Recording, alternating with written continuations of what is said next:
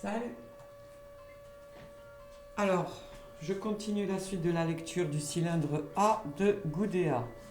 Donc j'ai eu une idée pour qu'il y ait des images un peu plus sympas que sur les lectures précédentes. Donc là,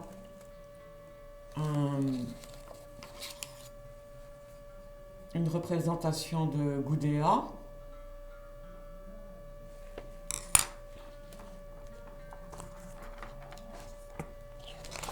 Et une autre représentation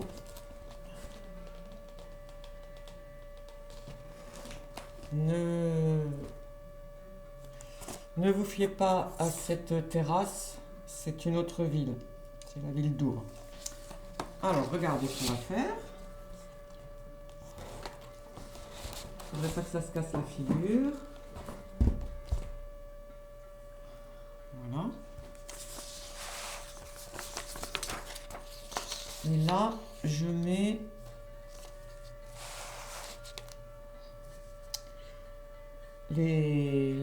la transcription, la reproduction des signes de la colonne 18. Si vous faites un agrandissement de l'image, vous pourrez bénéficier de ces magnifiques signes cunéiformes. Alors, donc, je reprends la colonne 18, mais avant tout, dans la vidéo précédente, nous avons vu que Gudea part dans les pays du haut et dans les pays du bas afin de faire l'inventaire des matériaux dont il a besoin. Et ensuite, il part demander leur avis au dieu Enlil et au dieu Enki. Donc, je me suis trompée. Enki, c'est le dieu tutélaire de la ville d'Eridu, et non pas d'Uruk. Ensuite, cette colonne nous précisait quel était le culte lors de l'inauguration du temple. Bon, en tout cas, lorsque la décision a été prise de réaliser ce temple. Voilà. Donc, colonne 18.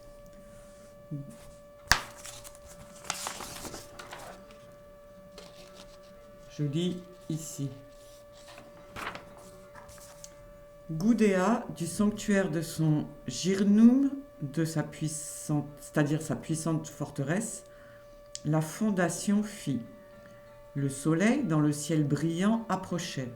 Son prêtre vénérable s'avança. Le dieu Orient, ouvrant l'abondance, se leva. Gudea,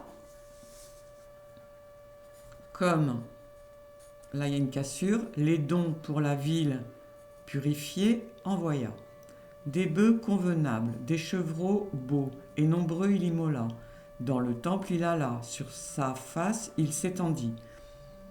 La cornemuse sacrée, l'instrument des lamentations qui donne l'apaisement au milieu de la malédiction, l'immolation de la victime dans le temple, il la porta, élevant ce don, il s'avança. Il porta, élevant ce don, il s'avança. Le dieu Lugal Kurdoub, en sa présence, s'avança. Du dieu Gal Alim, l'épée, il lui donna. Du dieu Ninjizida, son dieu, les dons, il lui présenta en abondance. Dans la boîte du moule,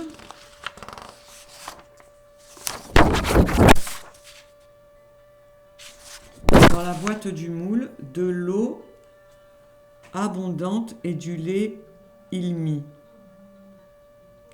Au Pathésie, un forgeron en bronze, de l'eau que comme salaire payé il possédait, son cahal plein en présent il apporta.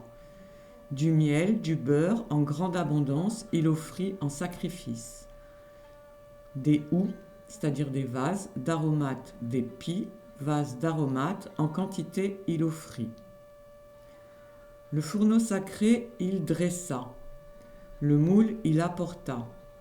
Gudea de l'argile dans le moule mit. Tout ce qui est convenable en écriture, il produisit. Du temple, la brique et l'écriture de la surface, il fit produire. Le fourneau pour enflammer d'huile, il le fit asperger. De cèdre, il le chargea. Donc, dans la vidéo précédente, j'avais déjà lu une partie de ce texte, mais j'avais interverti les pages, je m'étais un petit peu mélangée. Donc là, j'ai tout remis dans l'ordre. Colonne 19.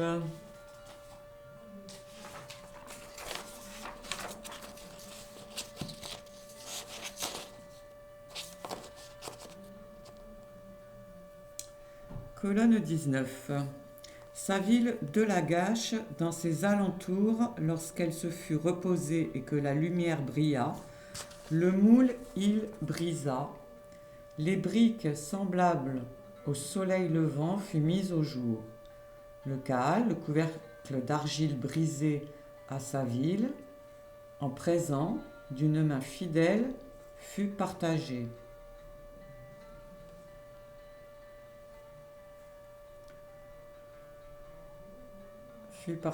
Des pis d'aromates en quantité, des hus d'aromates pour les donner, il coupa en morceaux.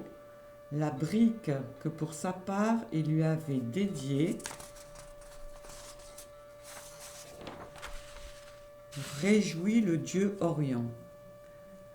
Les morceaux sur lesquels la ville semblable à un grand fleuve s'était précipitée, le roi, le dieu Enki, donc Enki en sumérien ou Ea en akkadien, en décida les parts. Nous avons des cassures, nous avons le verbe établi, cassure, dans le temple entra. Hors du vase du moule, la brique fut enlevée. Comme un diadème sacré que vers le ciel on élève, la brique il éleva à son temple, il la présenta. Le guerrier pieux, semblable au dieu Orient, qui ses dons répand, pour la brique ses présents vers le temple apporta. Semblable à une mère à la déesse Nanar, dans son enfantement, la brique il leva dans le temple, il la fit installer, du temple son plan il enfanta. Semblable à la déesse Nidaba, qui les secrets du calcul connaît, semblable à un homme nouvellement père qui sa maison construit, ses yeux dans le sommeil du vin ne se couchent pas, semblable à une mère qui vers son enfant les yeux ouvre, pour son temple, pour ses fondations construites, il marchait sans repos. Semblable à un homme qui les provisions de bouche et le vêtement recueille, il marchait sans cesse et ne se reposait pas. La volonté de son roi, comme un soleil qui se lève, il fit surgir. Donc, il est question d'une brique avec une écriture spécifique dessus, ou sûrement dessus il y sera noté le nom de Gudea, le nom du temple, le nom du dieu pour lequel le temple est bâti. Ensuite, il est question de réaliser le plan du temple. Et donc, comme j'avais mentionné dans une de mes lectures, il existe une statue de Gudea très connue où il est assis et avec le plan du temple sur ses genoux. Alors, colonne 20.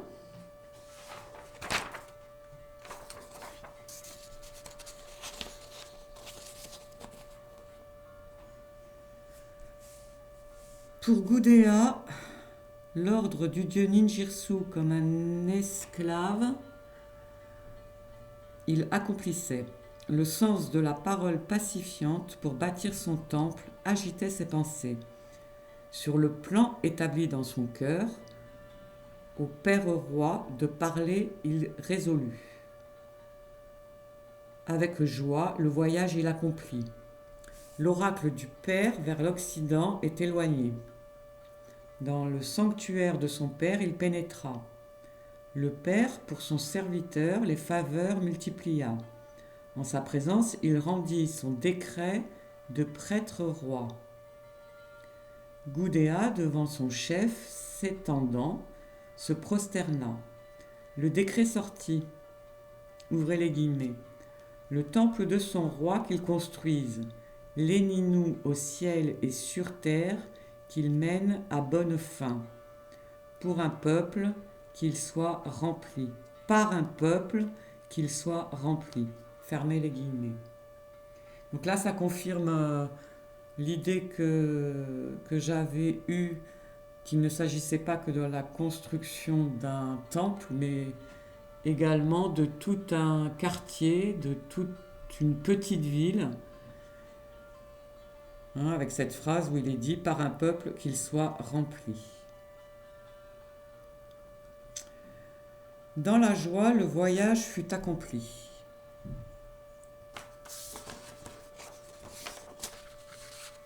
Alors,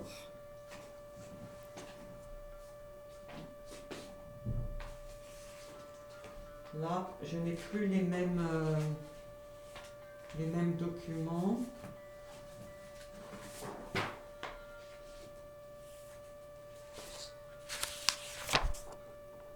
Colonne 20.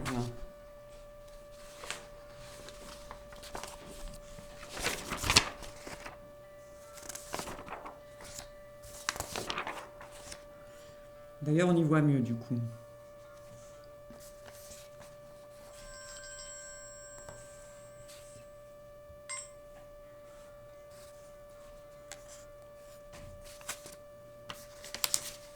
Excusez-moi.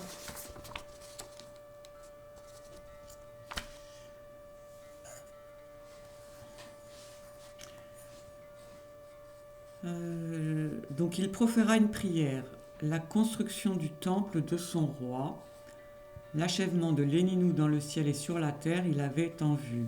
Avec joie, il agissait. Il accomplit les décrets, de pur génie protecteur aux fenêtres il plaça. Le temple,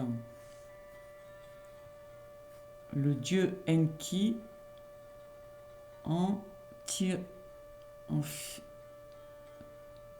ah là, il n'y a pas de traduction, pardon. Le Témen.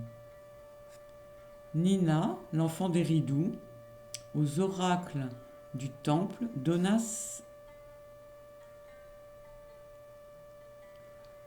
Oula, là, elle est compliquée cette traduction.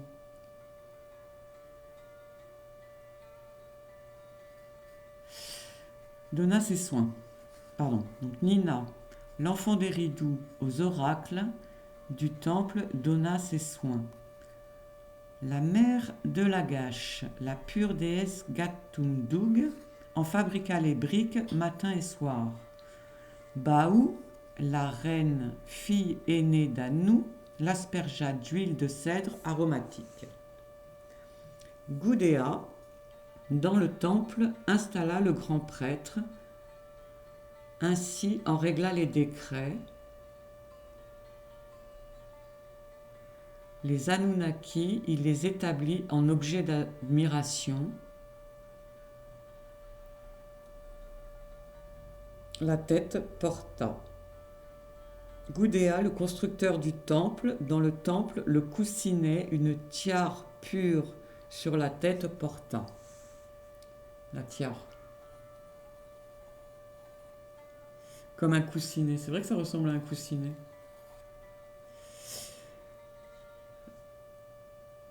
Il posa les fondations, il jeta les fondements des murs dans le sol. Une bénédiction, il jeta. Alors avant de passer à la colonne 21, donc lorsqu'il est fait mention de « il posa les fondations », dans chaque temple, il y a ce qu'on appelle des clous de fondation, qui sont à la base du temple.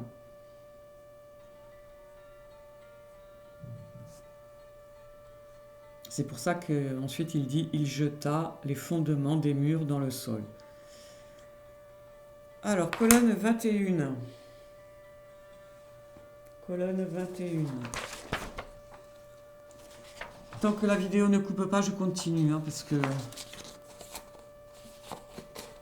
après on perd le fil un peu. Donc, colonne 21. Toujours le cylindre A.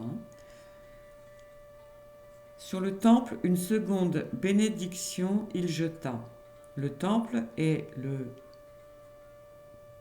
vase qu'on porte sur la tête. Le quoi?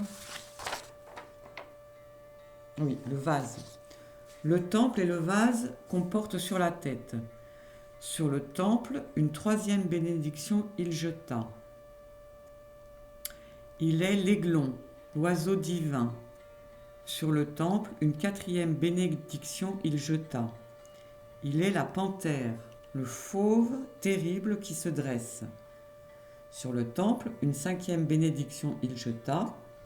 Il est le beau ciel chargé de splendeur.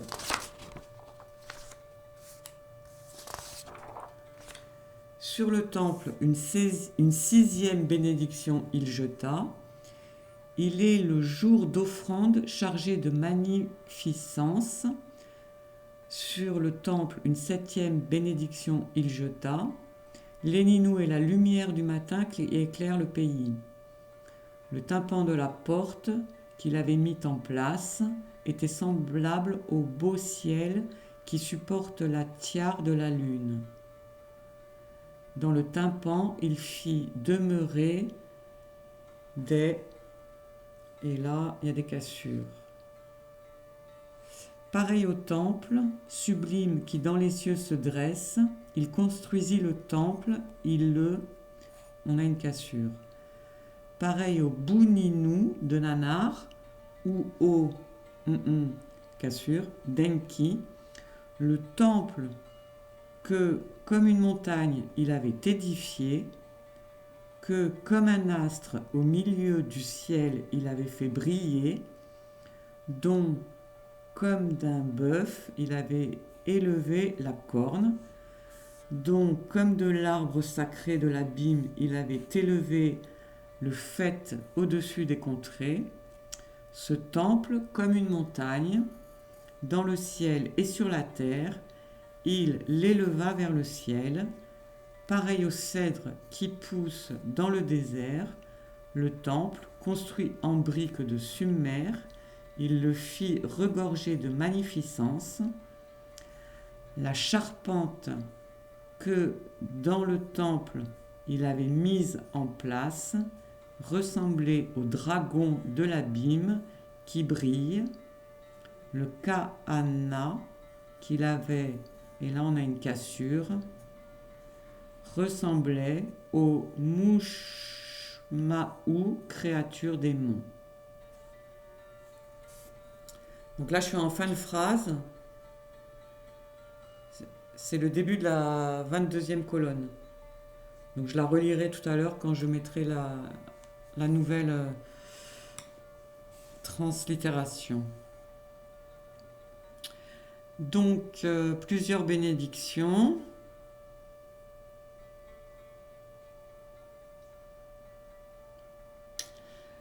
Et là, donc, ce qui m'intéresse, c'est lorsqu'il dit le temple qui, comme une montagne, il avait édifié. Généralement, ce terme comme une montagne, c'est utilisé pour les zigguras. Donc, est-ce que les Ninous, ce nouveau temple qu'il construit, a finalement une forme de ziggoura? On a vu dans les précédentes colonnes que une plateforme a été construite, enfin doit être construite. Le temple sur la plateforme. Du coup, je pense de plus en plus que les zigguras, c'était peut-être pas des tours à étages, comme généralement il est indiqué, mais une plateforme avec un temple dessus. Lorsque le temps passe, tout est recouvert au fur et à mesure par le sable. Les briques étant pour l'essentiel crues, sauf celles qui sont à vue de ces plateformes qui sont cuites, mais l'intérieur de ces plateformes s'affaisse. Donc il faut reconstruire une nouvelle plateforme et un nouveau temple au fur et à mesure. Voilà, bon, ça ce n'est que mon point de vue. Je ne connais pas d'écrit spécifique se penchant sur les zigguras en elles-mêmes. Généralement, on dit que la ziggoura, sa fonction, c'est de toucher le ciel et la terre, donc de faire un lien entre les dieux et les humains. Voilà. Alors, ça ne coupe toujours pas. Je continue. Colonne 22.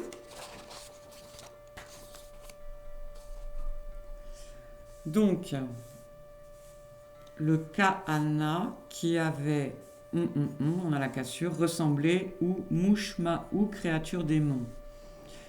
Oui, je reprends là, dans la colonne 21, il est fait référence à des dragons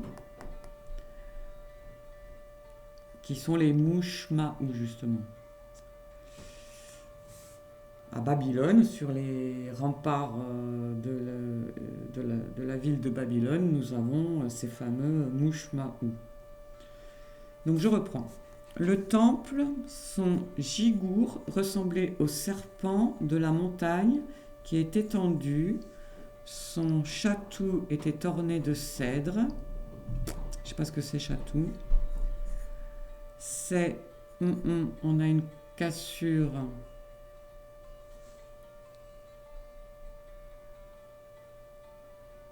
Je suis bien colonne 22, cylindre A, colonne 22. Son chatou était orné de cèdre bachourou. Ligne 1, ligne 2, ligne 3, ligne 4. Pourtant, je vois pas de cassure ici. Elle est là, la cassure. Bref.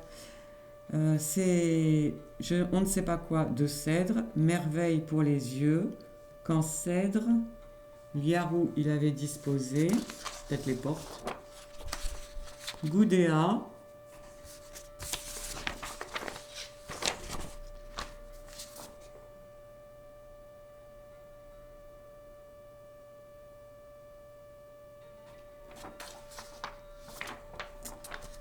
donc était d'un enduit d'huile excellente. Le temple, son imgar des meilleurs produits de l'abîme, était orné. Ensuite, 1, 2, 3, 4, 5, 6, 7. Le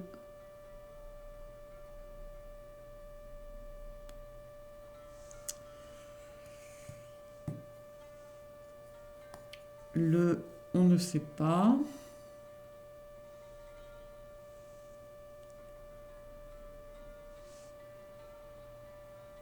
Ah oui, en fait, c'est pas 1, 2, 3, c'est 1, 2, 3, 4, 5, 6. Donc, 5, 6, 7.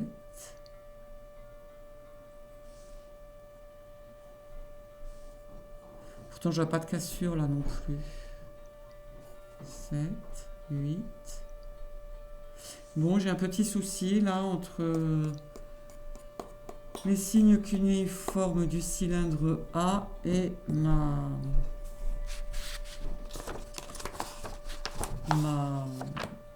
traduction sur papier.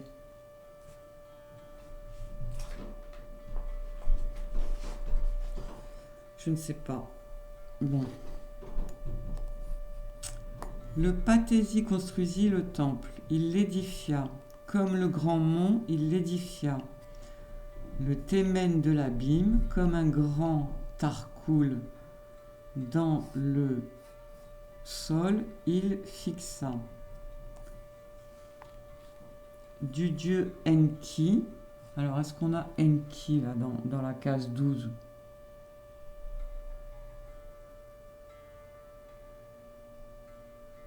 Ouais, ici, Enki. Alors, c'est quoi que je ne comprends pas? Puisque la 7 et la 8, il n'y a pas de traduction. Bon, je sais pas. Du dieu Enki dans le temple. Alors, où est-ce que j'ai mon Enki? Enki. Et ça, c'est le mot temple.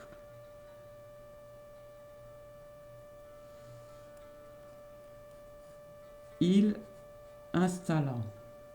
Non. Il prit conseil. Le Thémen du ciel, comme un guerrier dans le temple, il installa. À la fontaine des dieux, où ils boivent de l'eau, le Tarkoul de Léninou, il établit. Le connaisseur des mystères, il érigea. Dans sa ville, un bel arbre, Charbatou, il planta.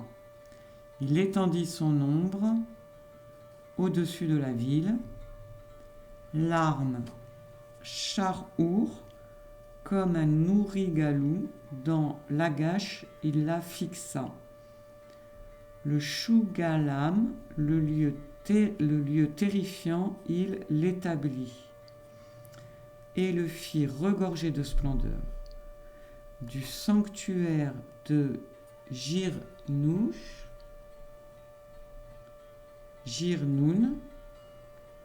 le conservateur de l'Agache, comme d'un grand bœuf du lieu de jugement, éleva les cornes. Non, du sanctuaire.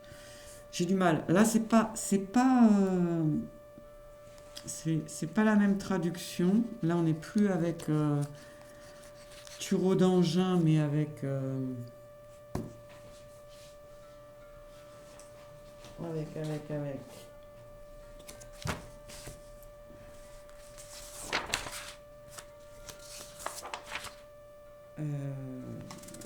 d'Angin. Bah si, moi je suis avec Thureau d'Angin. Bon, excusez-moi, je ne suis pas très... Je crois que je vais la refaire, hein, cette vidéo. Bon, pour une fois que ça coupait pas. Du coup, pour l'instant, quand même, je continue. Puis, je déciderai plus tard. Donc, du sanctuaire du Girnoun, du lieu du jugement, le conservateur de l'Agache, comme un grand bœuf éleva la corne, les grandes pierres qu'en morceaux il apporta.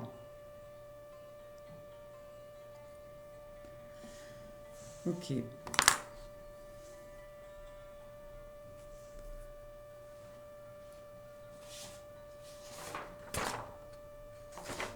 « 23.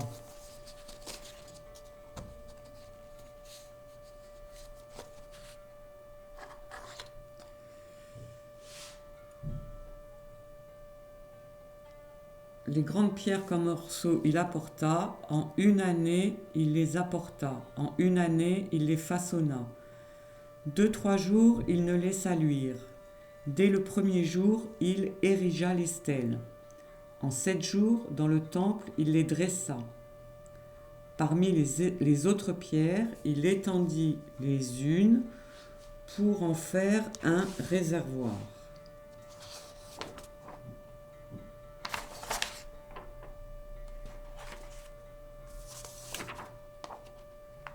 Il façonna les autres en forme de bassin. Il les mit en place dans le temple. Donc un réservoir, un bassin dans le temple, et les mit en place dans le temple. La stèle que sur le parvis sublime il avait érigée, la stèle Lugal-Kizal-Shi, Gudea, grand prêtre de Ninjirsu, dans le Jirnoun, l'a reconnue. Cette stèle, de ce nom, il la nomma. La stèle qu'à la porte Kashurba il avait érigée. 13. Je vais vous montrer le signe K. Là. Ça, c'est le signe K, la porte.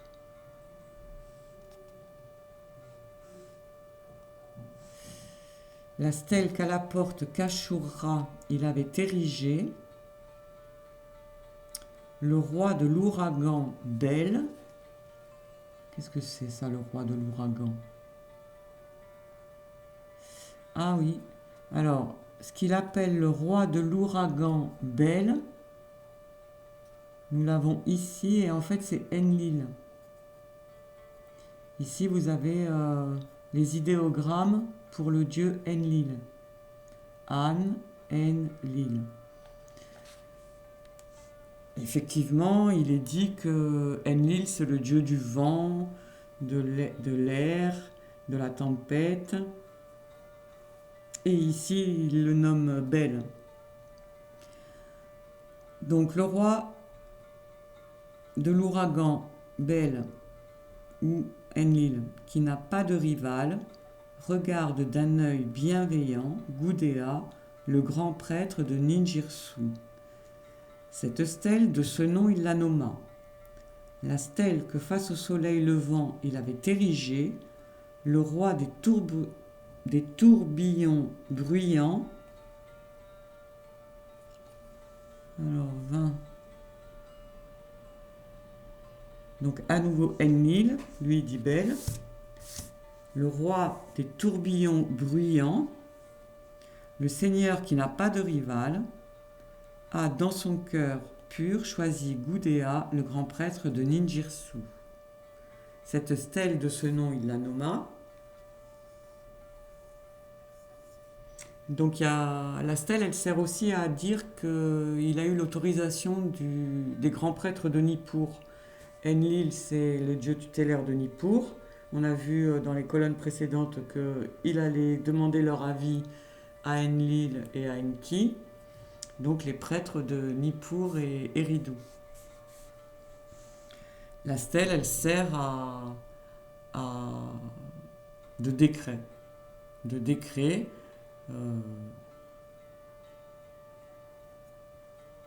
Pour dire c'est ok qu'il faille construire ce temple.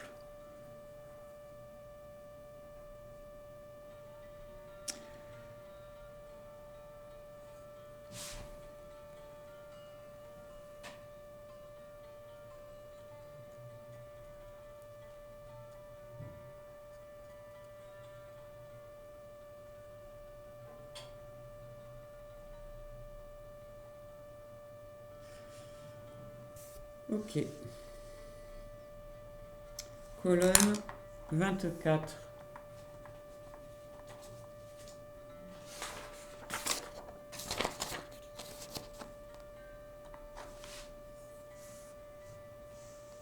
Gudea, grand prêtre de Ninjirsu. Alors d'ailleurs, je vais vous montrer les idéogrammes de Gudea. Gudea.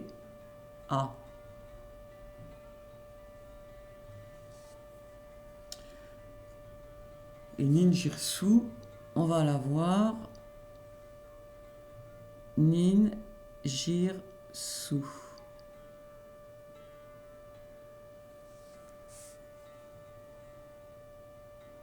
Gudea, grand prêtre de Ninjitsu, a été doué d'un bon destin. Cette stèle de ce nom, il la nomma la stèle que sous le portique de Baou il avait érigée. Léninou, face du ciel, est ta demeure. Ô Baou, toi qui insuffles la vie à Gudea, cette stèle de ce nom, il la nomma. Le temple de son roi, pieusement, il le construisit. Le pasteur pieux, Gudea, l'édifia dans le ciel et sur la terre. Comme le croissant de la nouvelle lune, il l'éleva pareil à une tiare. Son nom jusqu'au milieu des contrées, il le fit briller. Le temple de Ninjitsu, Gudea, comme le soleil au milieu des astres, le fit resplendir. Pareil à une montagne de lapis, il l'édifia. Pareil à une montagne de marbre brillant, il l'établit en objet d'admiration. Son doubla, comme un taureau sauvage, il le mit en place. Son, là on ne sait pas, comme un lion, il l'étendit. Son jigounou, comme l'abîme, en un lieu pur, il l'édifia. Son pieu sacré, comme l'antilope sacré de l'abîme, il le fit resplendir. Pareil au croissant nouveau qui dans le ciel est placé, le temple de Ninjitsu, Gudea l'établit en objet d'admiration. Le doubla, que dans le temple il avait mis en place, était comme le monstre Lahamu qui dans l'abîme se tient. Fin de la colonne 24. Pour l'instant, je coupe, sinon ça va faire une trop longue vidéo. Merci.